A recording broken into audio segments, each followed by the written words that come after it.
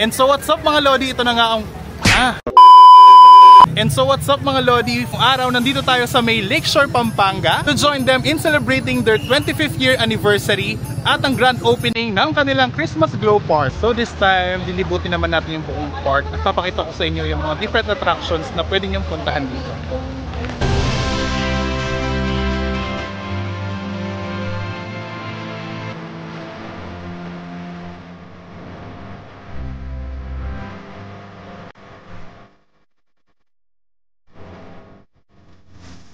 Grabe guys, first day pala, ang dami ng tao. Hello there. Iron Man, how are you? Daming bago dito, ang daming bagong rides, ang daming pwedeng puntahan, ang daming attraction. And of course, no need to go to Baguio na kasi pwede ka lang sumakay ng mga Lucky Ducky. Oh, cute nila oh. And this year, grabe, ang daming bagong rides na pwede masakyan ng inyong mga chikiting. Chubibo. Oh my God.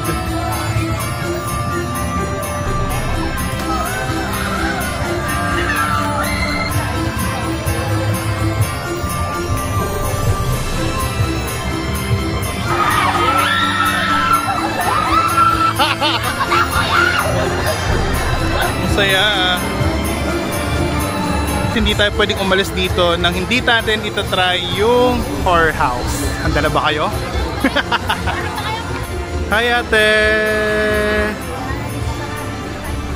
Yeah! Guys, nag-avail na nga tayo ng ticket and we are going to enter the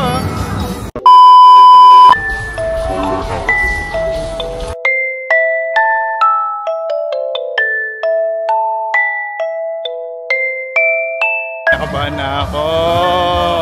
Ano kayong makikita natin dito? Sana di naman ako masyadong gugulatin.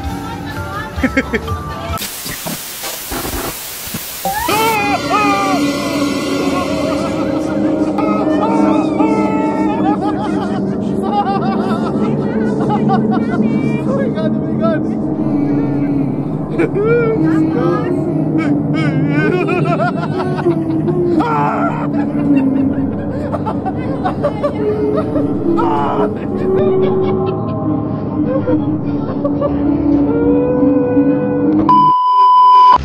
At nagutom na nga yung mga person, so this time we're gonna eat fried noodles.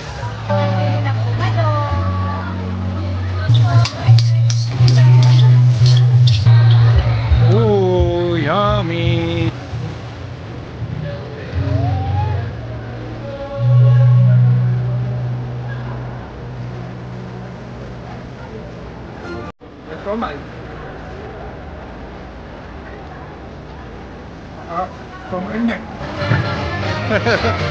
Cool!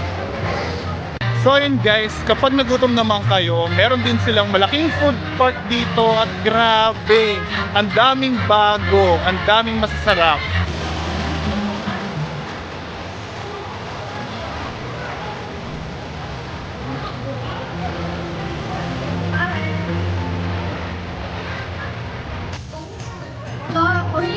Ang daming bago. You can also enjoy various games here, just like itong basketball, meron din dartball, at saka yung mga rubber ducky. So talagang makakapag-enjoy kayo dito.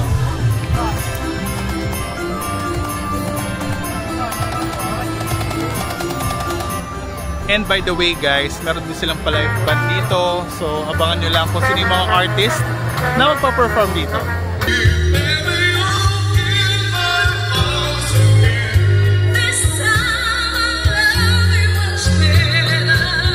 And guys, wag nyo rin palampasin na syempre mag-picture kayo dito sa iconic na Lighthouse Tower.